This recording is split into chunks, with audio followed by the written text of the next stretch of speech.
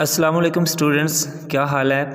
आज मैं आपको एक सलूशन दूंगा कि आपने अगर इंग्लिश की सप्ली क्लियर करनी है, चलें सप्ली नहीं भी तो आप वैसे जस्ट इंग्लिश पास करना चाहते हैं, आपकी इंग्लिश वीक है और आपके पास या टाइम नहीं है तो थोड़े अरसे में आपने तैयारी करनी है। तो कुछ चीज़ें मैं आपको बताऊंगा, उनको आप अपने माइंड में रख लें और इंशाल्लाह आपका पेपर कवर हो जाएगा और आपके मार्क्स सही आ जाएंगे और आप पास हो जाएंगे।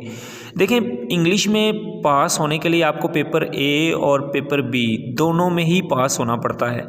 तो दोनों में पास इस सूरत में होना पड़ता है कि दोनों के 66 मार्क्स बनने चाहिए, 33 उसके और 33 इसके। अगर आपके एक में 40 और एक में 26 आ जाते हैं तो फिर भी आप पास हो जाएंगे, लेकिन इससे ज़्यादा फ़र्क हुआ तो आपको दोनों पेपर्स ही दोबारा देने पड़ेंगे, पेपर ए बी और पेपर बी बी। सबसे पहले जी शुरू करते हैं कि क्या चीज़ें आपने करनी हैं कि आपकी सप्ली क्लियर हो जाए, आपका पेपर अगर है एनुअल भी तो भी आपका क्लियर हो जाए थोड़े अरसे में। अगर तो आपके पास टाइम है तो आप अच्छी तरह तैयारी कर लें, पूरे कोर्स की अच्छे मार्क्स लेने की कोशिश करें। लेकिन ये उन लोगों के लिए वीडियो है जो थोड़े वक्त में तैयारी करना चाहते हैं या जो वीक है और वो जस्ट पास करना चाहते हैं या जिनकी सप्ली आई है और वो सप्ली क्लियर करना चाहते हैं।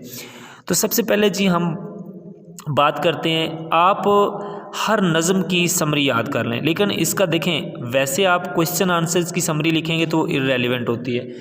एक्सप्लेनेशन जब आप किसी स्टेंजा की करते हैं तो उसके अंदर आप समरी लिख सकते हैं और उसकी आपको कुछ मार्क्स मिलेंगे, क्योंकि मैं आपको ये तरीका बता रहा हूँ उन लोगों के लिए जो वीक हैं और वो पूरी अच्छी तरह उनकी इंग्लिश की सेल्फ राइटिंग नहीं ठीक इतनी अच्छी है और वो ये चाहते हैं कि हम कुछ ना कुछ हमारे मार्क्स आ जाएं तो और हम पास हो जाएं। तो देखें, वो नज़म की समरी याद कर लेंगे और उसके लिए भी जो इम्पोर्टेंट नज़में हैं, पोएम्स हैं, उनकी सिर्फ समरियाँ याद करके और स्टेंजा की जो एक्सप्लेनेशन होगी उसके अंदर वो समरी ही लिख दी जाए तो आपको कुछ मार्क्स मिल जाते हैं। तो एक सवाल आपका कवर हो जाएगा इस तरह। फिर एक और सवाल आपका कवर हो जाएगा अगर आप नावल जो है ओल्ड मैन एंड द सी, उस नावल के इम्पोर्टेंट क्वेश्चन अच्छी तरह याद कर लें, क्योंकि आपका एक क्वेश्चन वो कवर होना है। तो अच्छी तरह अगर आपने किए होंगे तो वो कवर सारे का सारा सही हो जाएगा, मार्क्स अच्छे मिल जाएंगे। और कौन से अहम सवाल हैं नावल के अंदर, तो 10 क्वेश्चंस मैंने निकाले हैं टॉपिक जो ज़बरदस्त हैं, उनमें से हमेशा लग जाता है। और उनकी जो लिस्ट है वो जाहिद नोट्स वेबसाइट पे मौजूद है। आप गूगल के अंदर ये सर्च करेंगे जाहिद नोट्स वो Old Man and the Sea important questions, तो आपको वो मिल जाएंगे। दूसरी एक और क्वेश्चन आपका कवर हो जाएगा जब आप इडियम्स याद कर लेंगे, इडियम्स प्रिपेयर कर लें तो आपका एक और क्वेश्चन कवर हो जाता है और इसके आपको मार्क्स 10 मिलते हैं। देखें, इडियम्स जो होते हैं वो चूँकि एक इजी क्वेश्चन होता है, उसको आपने बस मतलब आपको अगर समझ आता है तो सेंटेंस बनाने सीख लेने हैं, कुछ आप खुद भी बना लेंगे और वो इजी चीज़ें होती हैं। तो आप फोकस करें इडियम्स के ऊपर, नॉवल के क्वेश्चंस के ऊपर और नज़म की समरियों के ऊपर। 3 चीज़ें आपने अच्छी तरह करनी है और तकरीबन आपका देखें ए और बी पेपर में से कुछ सॉल्व हो जाएगा। हाँ, अब आते हैं बी पे। जो ए पे आते हैं, मॉडर्न एसेज होते हैं, उनको आपने ये करना है कि सिर्फ इम्पोर्टेंट जो मॉडर्न एसेज हैं वही करें और उनके अंदर से भी दो इम्पोर्टेंट क्वेश्चंस करें। इसका भी मैंने वेबसाइट पे दिया हुआ है, आप जाहिद नोट्स वेबसाइट सर्च करेंगे, वहाँ उसके ऊपर भी आपको मिल जाएगी कि कौन कौन से इम्पोर्टेंट क्वेश्चंस हैं और कौन कौन से इम्पोर्टेंट मॉडर्न ऐसे, सिर्फ वही कर लें। एक पेपर बी में आप लेटर्स की बजाय अगर आप एप्लीकेशन करें तो आपके लिए ज़्यादा बेहतर है, क्योंकि एप्लीकेशंस जो होती हैं उसका एक फॉर्मेट होता है, जस्ट उसको आपने फॉलो करना होता है। अगर तो वो जॉब एप्लीकेशन होएगी तो आपके लिए बड़ी आसानी होगी, जस्ट आपने वो CV बनाना होगा, लेटर का अपना कवर लेटर बनाना होगा, उसमें ज़्यादा इन्फॉर्मेशन टेक्निकल नहीं चाहिए होती है।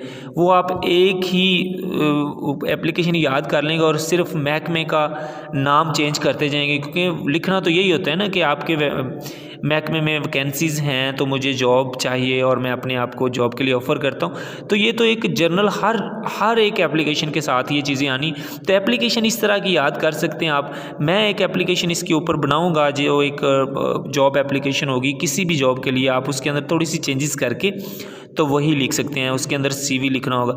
लेटर्स मुश्किल होते हैं क्योंकि लेटर्स एक तो एडिटर को जब आप लेटर लिखते हैं तो उसके ऊपर आपको इन्फॉर्मेशन चाहिए होनी है उस टॉपिक के ऊपर जो उन्होंने दिया होगा। मसलन अगर वो स्मगलिंग के ऊपर देते हैं तो आपको अगर स्मगलिंग का पता ही नहीं है कि स्मगलिंग क्या चीज़ होती है तो आप उसको कैसे लिख सकते हैं। आपको इसके रीज़न्स का इसके इफ़ेक्ट्स का नहीं पता तो आप उसको कैसे लेटर लिखेंगे। सो वो थोड़ा डिफ़िकल्ट होता है और उसके लिए आपके पास अपना भी नॉलेज चाहिए होता है। तो मेरी रिकमेंडेशन है कि आप एप्लीकेशंस कर लें। ठीक, अच्छा, इसके बाद आप बिल्कुल शॉर्ट स्टोरीज़ को बिल्कुल टच भी ना करें क्योंकि उसके ऊपर आप टाइम ज़ाया करेंगे। तो मैं आपको चूँकि वो तरीका बता रहा हूँ जिसके तरीके में जिससे आपने जस्ट पास हो जाना है। तो प्लेज जो हैं वो भी 4 प्ले हैं तो उसमें पहले 3 प्ले आप बड़ी अच्छी तरह उसको कर लें। उसके अंदर पहले जब आप 3 प्ले कर लेंगे तो उसके जितने भी क्वेश्चंस हैं तो आपका डेफिनेटली ये वाला क्वेश्चन जो है वो कंप्लीट हो जाएगा और आपको ज़रूरत नहीं पड़ेगी और कुछ करने की। तो काफ़ी हद तक आपके मार्क्स आ जाएंगे। तो 66 मार्क्स आपको चाहिए तो ये चीज़ें काफ़ी हैं। इसके अलावा अगर आप मैंने प्रेसी कैसे सॉल्व करनी है उसके ऊपर एक कंप्लीट वीडियो बनाई है, आप वो देखें और वो आपके इंशाल्लाह पूरे मार्क्स 25 मार्क्स आ जाएंगे। लेकिन अगर आपने ऐसे जो है वो भी कर लेते हैं साथ, चलें ऐसे आप नेगेटिव और पॉजिटिव टॉपिक्स का जो जर्नल ऐसे है वही कर लें। अगर आप कुछ भी नहीं करना चाहते तो वो 2 ऐसे कर लें, एक नेगेटिव इश्यूज़ के लिए, एक पॉजिटिव के लिए।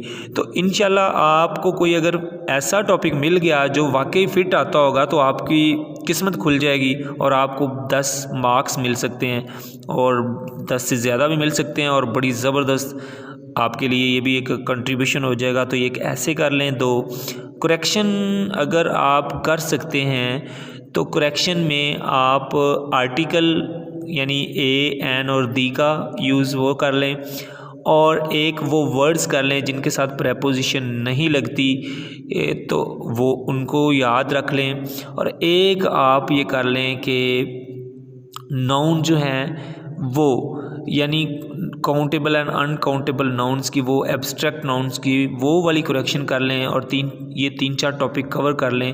तो एक आप कर लें एडजेक्टिव के जो डिग्रीज़ होती हैं, 2nd और 3rd डिग्री कहाँ कहाँ पे आनी है, ये चीज़ें सिर्फ कर लें तो आपकी करेक्शन के अंदर से भी 2-3 सही हो सकते हैं। तो ये ज़बरदस्त तरीका है जिससे आप सप्ली को क्लियर कर सकते हैं BA की।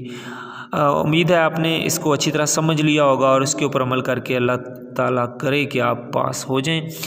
ठीक है जी, बेस्ट ऑफ लक, अल्लाह हाफिज़।